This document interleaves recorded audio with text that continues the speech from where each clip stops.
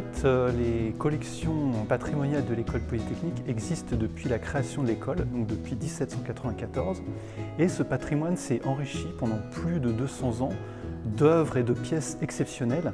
Et le besoin s'est fait sentir depuis quelques années de présenter ces pièces de manière satisfaisante et d'ouvrir un espace pour le public, aussi bien le public de l'École polytechnique qu'un public beaucoup plus large, comme le public international ou local.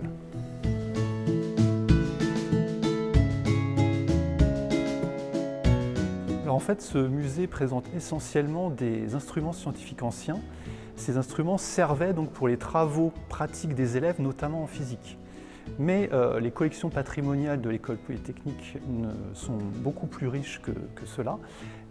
Ce patrimoine se compose aussi d'une bibliothèque historique qui existe depuis 1794.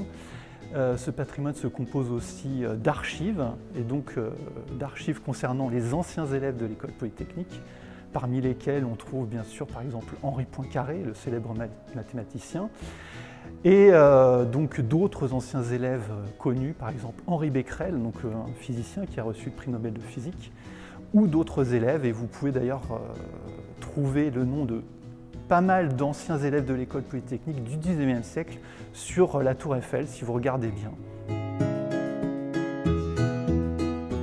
Pour conclure, nous serons ravis de vous accueillir dans ce musée qui présente des instruments scientifiques qui étaient à la pointe des techniques scientifiques de l'époque. Et donc aujourd'hui, l'École polytechnique est toujours équipée des instruments et des équipements scientifiques les plus avancés au niveau technologique. Et ces équipements seront à votre disposition tout au long de votre cursus.